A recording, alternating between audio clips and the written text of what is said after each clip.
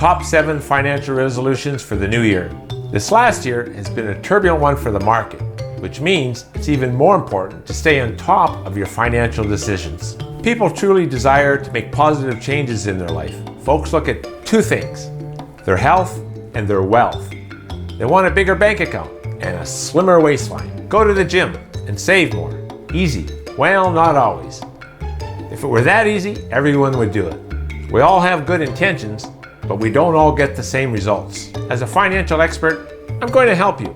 I'll help you with 7 micro goals to help you reach your financial goals, and you'll be glad that you watched this video to the end. Here are 7 actionable strategies. 2 you can do today, easy. 1 you can do tomorrow morning, medium easy. 1 you can do in a few clicks, could be easy. And 3 micro goals I will walk you through. It can be easy with the right help. Here are my top tips so you can take control of your personal finances in 2025 and grow your wealth. The first is to pick up the phone and speak with a financial advisor today. A good financial advisor will help you get a sense of where you are financially. They can help you create a document of your monthly expenses, help you better understand your cycle of spending. The goal is to help you become an excellent money manager so you can increase your wealth and keep it. Conversations are free, so do this call today. You can call us at McGuire Financial. If not us, ask a family member or a friend you trust for a referral they like and trust. Remember, you certainly don't want to take financial advice from someone who is broke or doing a poor job for their clients. You want someone you can trust. Don't get immobilized by indecision. The second call you can make today is to a wills and estate lawyer. Set up your will this year or update it if you haven't looked at it in years. Setting up a will in Canada this year is crucial for several reasons. Firstly, it ensures your assets are distributed according to your wishes, rather than being subject to the often rigid provincial laws which might not reflect your intentions. Secondly, a will allows you to appoint guardians for any minor children, ensuring they are cared for by someone you trust. Additionally, it can minimize family disputes by clearly stating your wishes, potentially avoiding legal battles. Most importantly, it can help in reducing estate taxes or legal fees through strategic planning. This proactive step provides clarity and peace of mind for both you and your loved ones. You know you have to do it, so make that call. Ask for a referral. This next step may take you an entire morning, but it's essential. I want you to clean out your financial closet. By this, I mean audit your financial subscriptions. This is a money bleed for most people. I want you to listen to this clip from a fellow Canadian and YouTuber, Preet Banerjee, who did a great job with this. Subscription audit. List out all your automatic expenses and see what stays and what goes. And it will shock you to see just how many subscriptions have creeped their way into your monthly expenses and just kind of like live there like furniture in your budget. The Washington Post tells us what we already know. Everything is becoming a subscription. What started out with funny jerky of the month club memberships has turned into a world where pretty much anything you can think of is available as a subscription. Harry's Razors, Sockbox, Magic Spoon cereal, sparkling water cartridges, streaming services, masterclass, meal kits, and of course software and much more. For each item, you need to put them into one of 3 categories: keep, reduce, or eliminate. Some things stay because you can't do without them and there's no room to negotiate or reduce your costs, or you are getting good value out of them. These can be marked as keep. But some things you could downgrade in some way. Maybe you have a premium package but could do with a more standard package. Or maybe your usage has changed, like my cell phone data usage dropped by 90% during the pandemic, and I changed my data package and saved $100 per month. Now, I live in Canada and our cell phone plans are horrifically expensive compared to literally everyone else, except maybe astronauts. Like, I'm pretty sure that an American astronaut's roaming charges would be less than what Canadians pay for non-roaming data. In any case, mark all the expenses that could be reduced or negotiated, or that you could find a competitor offering a better price, as reduce.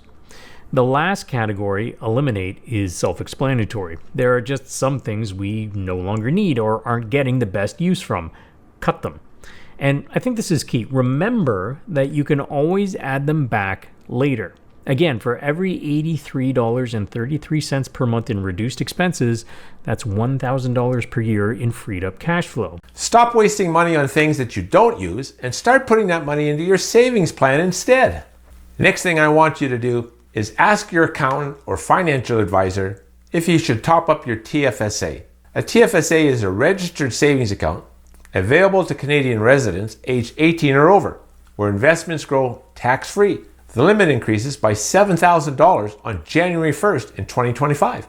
This is good news for Canadians because it is increasing your potential for tax-free investment or savings annually. Using this room each year ensures you're maximizing your tax-free growth potential. TFSAs are not just for savings.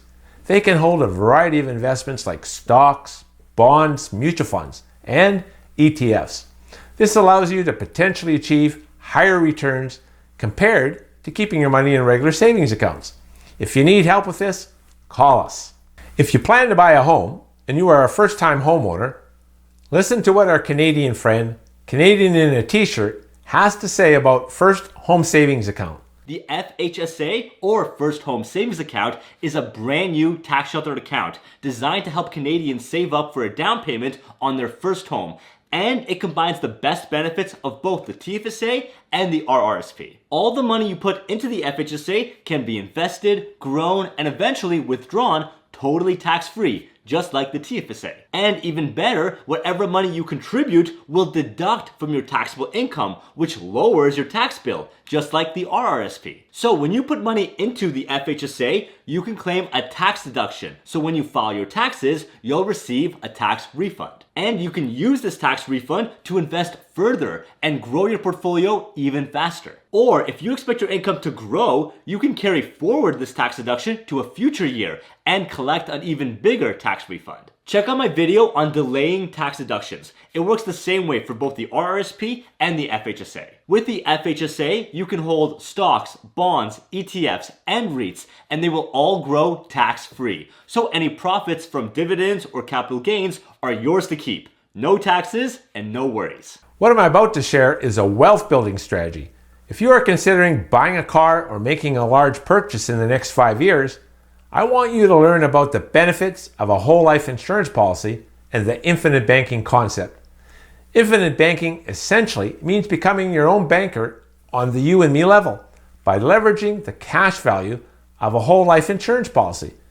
The idea, popularized by Nelson Nash, is to use this cash value as collateral for loans, which you then repay to the insurance company, thereby recycling your money within your control. The growth of the cash value is tax deferred, and the policy loans are tax-free if managed within the policy terms. This can make it an attractive vehicle for wealth accumulation over time. I'm one of 3 experts in Canada that has set this up for thousands of clients across Canada. In fact, what I'll do right now is put a link to a video to where you can get more information. Or give me a call right now and we'll see if this is right for you. The last thing I want you to do is set up 3 financial micro goals for yourself in 2025. For example, shop around for better car insurance at a lower rate.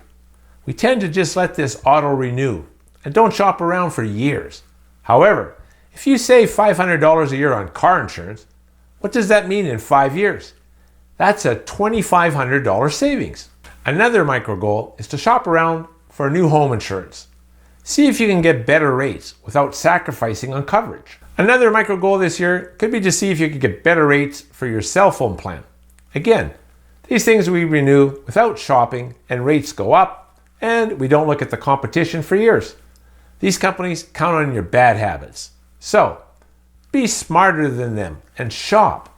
Often when you want to cancel, they introduce a better rate. Another micro goal is to see if you can get rid of the stuff in your house that is weighing you down. When you realize how much stuff you have that you don't actually need, you'll see what happens to you when you want to buy stuff next time. You'll be asking yourself, do I really need this?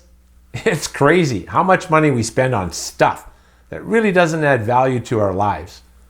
Most people only realize this when they downsize and get ready for retirement. Honestly, My advice to the younger folks is keep life simple. I'd rather see you spend money on life experiences rather than stuff that fills your garage or your basement for years. That's it for me. I hope this inspires you to make positive changes in your financial life. You're welcome to call me and I can help you make this easy.